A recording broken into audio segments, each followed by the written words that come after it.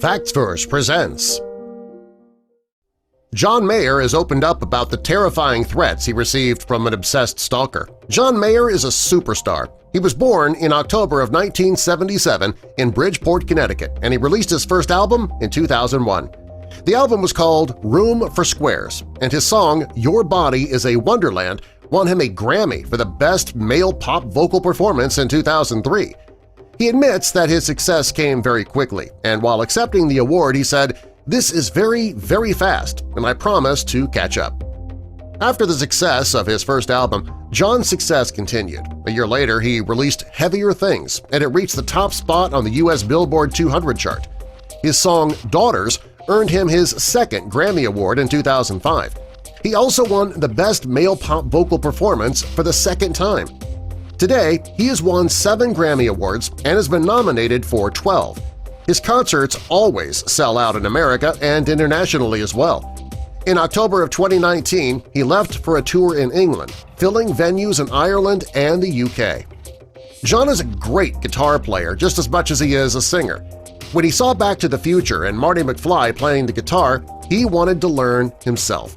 His father rented a guitar for him when he was 13 years old and he loved it.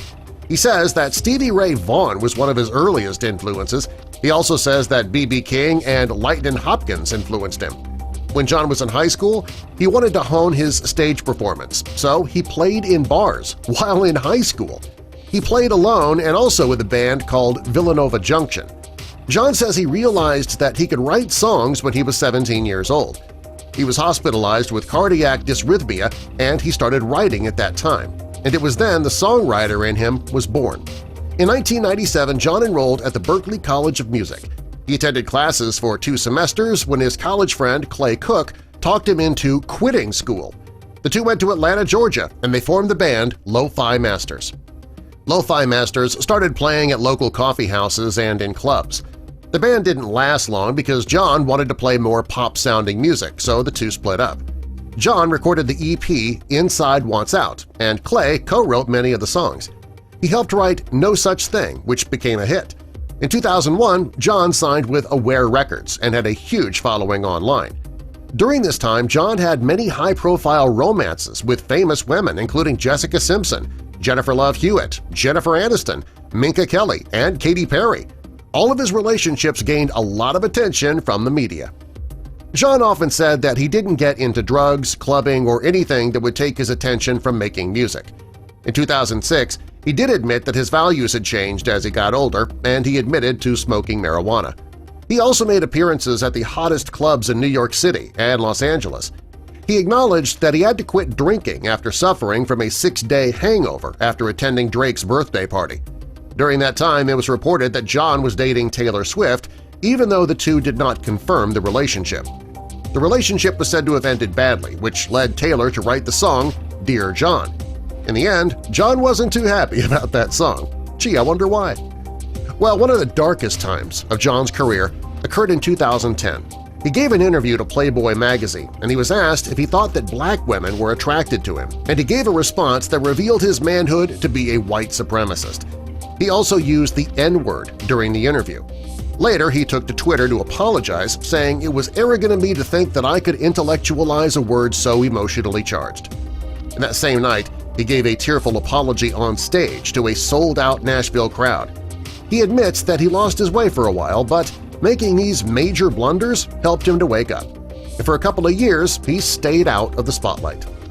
John admits that the year 2010 was a dark period in his life, but he never expected things to get much worse in March 2019. During this time, someone unknown to John and his team began stalking and harassing him. Things started off to be just a nuisance, but soon John and his group started getting threats from this imbalanced individual on social media. The threats left John feeling nervous and unsettled. According to court documents, the person harassing John and his team was Ryan Jeremy Knight. John Mayer was able to learn very little about his stalker except for his name, his age, and the fact that he had a criminal record. It was clear by this man's actions that he was not a superfan because, well, superfans are mostly stable. Judging by this man's actions, he was very unstable, making him a stalker. Ryan made violent and anti-Semitic threats to the singer and his group. John's father Richard is Jewish, and John had admitted to relating to the religion. Ryan told John that he put many Jews in the hospital. For John, this was a significant red flag. He also referenced the serial killer Ted Bundy and Mark David Chapman, who shot John Lennon. After these threats were made, a judge gave John a restraining order which ordered Ryan to stay at least 100 feet away from John and his home. Not long after, John Mayer has opened up about the terrifying threats he received from an obsessed stalker, and he's just waiting for the restraining order now to be made permanent. Have you ever had to deal with a stalker? What happened to you, and what'd you do about it? Tell us in the comments, and subscribe for more.